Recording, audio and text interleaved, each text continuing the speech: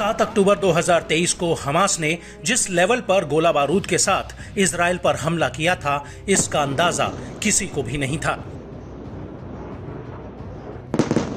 महज छोटी सी जमीन पर बसने वाली करीब 23 लाख लोगों की आबादी में से हजारों हमास के आतंकियों ने एक साथ रॉकेट, गोला बारूद और बंदूकों से इजराइल के कई शहरों पर धावा बोल दिया।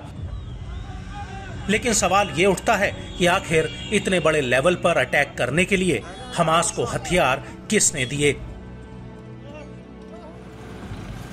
चूंकि इजराइल 2005 में गाजा से अपनी सेना और सेटलर्स को वापस बुला चुका था और 2006 में गाजा पूरी तरह से हमास के कंट्रोल में चला गया था, लेकिन इसके बावजूद गाजा के आसमान, जमीन और समुद्री इलाके पर इजराइल ने लगाम कसकर रखी थी ताकि हमास ईरान और लेबनान के हिजबुल्लाह जैसे आतंकी संगठनों से हथियार जुटाकर और ताकतवर ना हो जाए।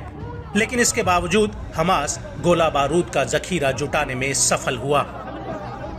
गाजा के जमीनी बॉर्डर मिस्र और इजराइल से लगते हैं, जिस पर सख्ती से नियंत्रण रहता है, और गाजा दो तरफ से इजराइल से घिरा हुआ है। उसका कुछ हिस्सा मिस्र से लगता है और उसका पश्चिमी हिस्सा भूमध्य सागर की तरफ है, जहां पर इजरायली सेना गाजा के लोगों को समुद्र में करीब 19 किलोमीटर तक आवाजाही करने देती है। लेकिन इसके बावजूद स्मगलर्स हथियारों को भूमध्य सागर के किनारे तक छोड़ने में सफल हो जाते हैं और इन हथियारों की सप्लाई हमास तक हो जाती है। इजराइल द्वारा समुद्री नियंत्रण के बावजूद आम स्मगलर हमास को हथियारों की सप्लाई कर रहे हैं। वहीं दूसरी तरफ गाजा से मिस्र के लिए कई अंडरग्राउंड सुरंगें जाती हैं, जिनका इस्तेमाल हमास हथियारों की सप्लाई के लिए करता है, और ये सुरंगें गाजा में हथियारों की स्मगलिंग का सबसे बड़ा नेटवर्क है। हालांकि गाजा और मिस्र के बीच इसका इस्तेमाल खाना, दवा, निर्माण सामग्री और बाकी सामान की आवाजाही के लिए भी होता है, लेकिन ज्यादातर इन सुरंगों के नेटवर्क का इस्तेमाल हमास को हथियारों की सप्लाई में होता है। हालांकि 2013 में मिस्र ने ऐसी कई सुरंगों को नष्ट कर दिया था। इससे पहले 2009 में इन सुरंगों में बैरियर लगा दिए गए थे।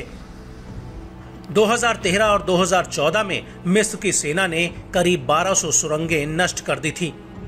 आपको बता दें कि इन सुरंगों से ईरान हमास को फज्र 3, फज्र 5, अनगाइडेड जमीन से जमीन पर वार करने वाले रॉकेट और M302 रॉकेट्स को ईरान और सीरिया से सप्लाई करने के लिए किया जाता है। इसके अलावा कुछ ऐसी भी खबरें आ रही हैं कि अफगानिस्तान में अमेरिका ने साल 2021 में जो हथियार छोड़े थे, वो हथियार हमास को सप्लाई किए गए हैं, और अमेरिका के अफगान से निकलने के बाद इन हथियारों पर तालिबान का कब्जा था, और ये हथियार तस्करी के रास्ते ईरान, इराक और सीरिया जैसे देशों तक पहुंच चुके हैं। इसके अलावा अमेरिका का कहना है कि हमास की 70% फंडिंग ईरान करता है और उसको ट्रेनिंग व हथियार ईरान से ही मिलते हैं।